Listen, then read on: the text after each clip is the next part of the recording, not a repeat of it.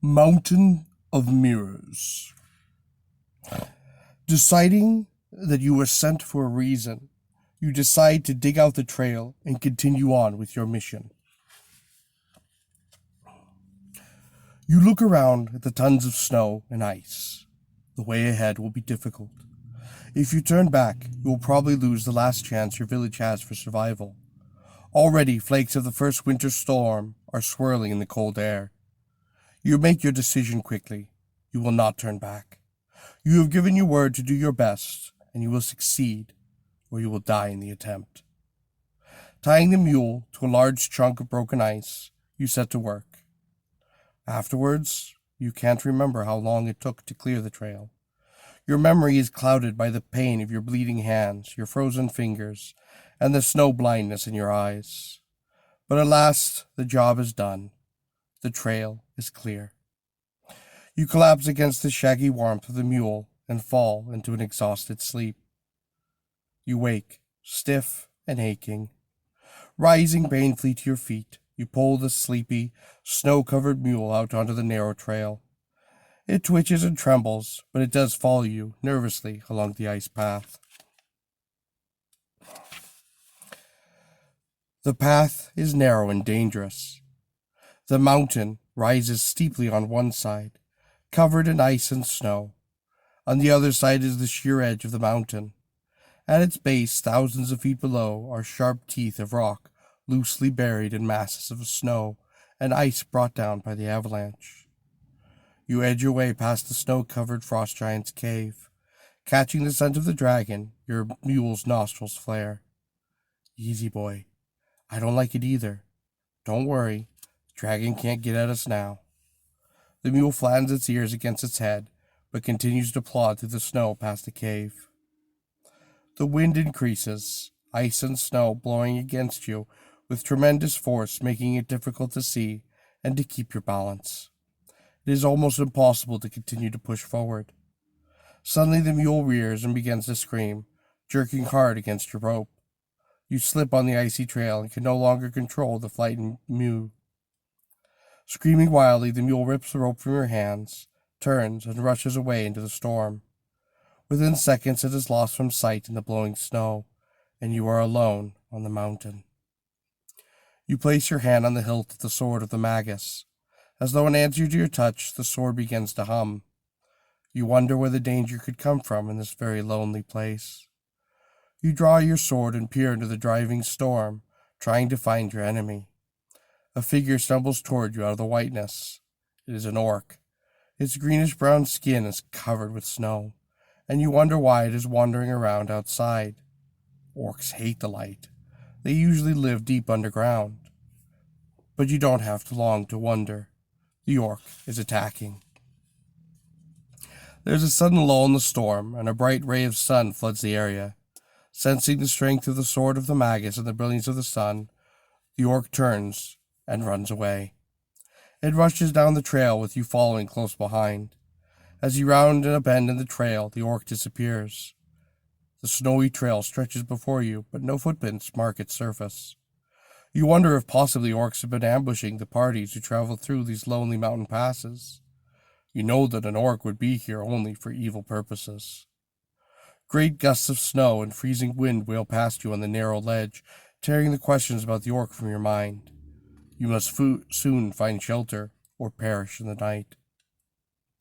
Closely examining the frozen ground, you see the orc footprints leading straight into the side of the mountain. And looking carefully, you discover a small opening hidden by overhanging ledges of snow and icicles. You can squeeze between these two sheets of ice, and you enter an ice cave, sword at the ready for the orc. The sword of the magus is silent. Looking down, you see many footprints in the frozen ground. There are footprints of elves, orcs, humans, animals, and some footprints you don't even recognize. You creep slowly in the dark cave. Your elven sight shows you that nothing is with you. Slowly you step out of the darkened area, and your feet fly out from under you. You come down hard, landing flat on your back, and when you land, you begin to slide. This was no small patch of ice. You travel faster and faster, plunging through a tunnel of ice sloping downward. The walls blur. Slowly, the steep angle of the icy chute begins to even out, and using your fate to break you, you start to slow down. Finally, you skid to a stop, scared and shaken, but unhurt. The sword of the Magus remains silent wherever you are. There are no enemies nearby. So holding the sword aloft, you command it, "Great sword of the Magus, light this place."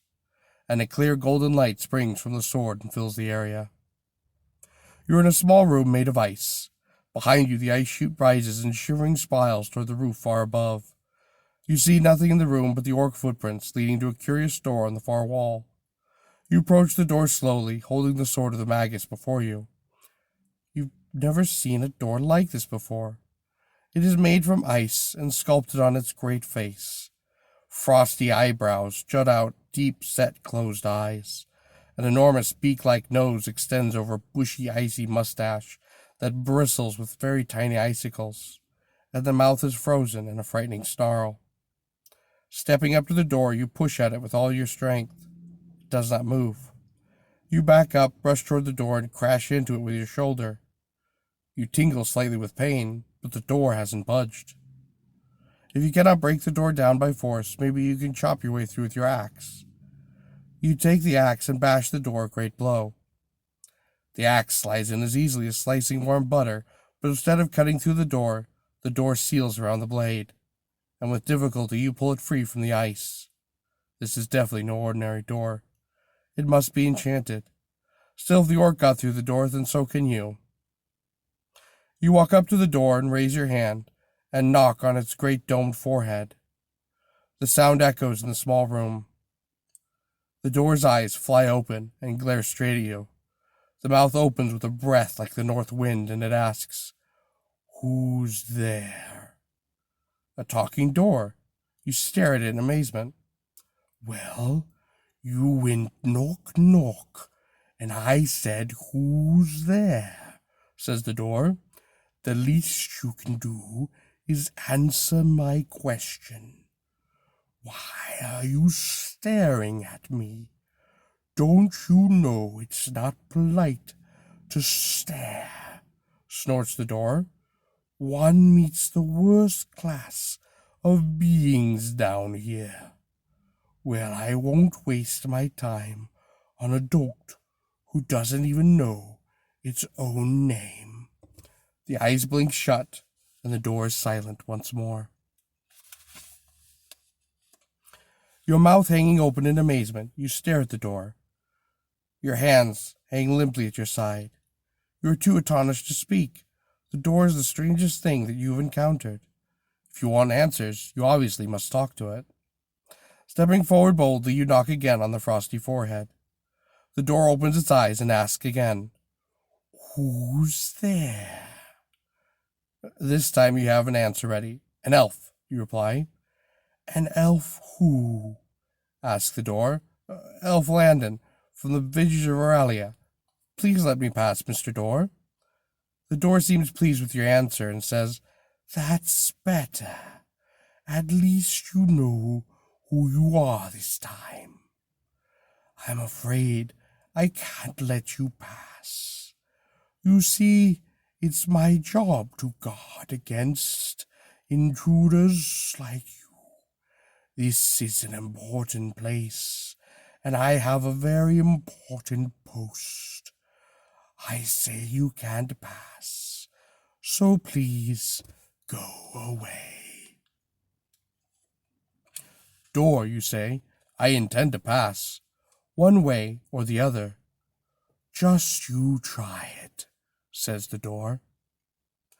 Vote 1 if you wish to attack the door with your axe. Vote 2 if you want to light your torch and threaten to melt the ice door. Or vote 3 if you want to use your axe to cut footholds in the ice chute to return to the surface and give up. Again, that's vote 1 if you want to attack the door with your axe. Vote 2 if you want to light your torch and threaten to melt the door. Or vote 3 if you want to use your axe to cut footholds in the ice chute and return to the surface and go home. Thank you, and you all have a lovely, blessed day.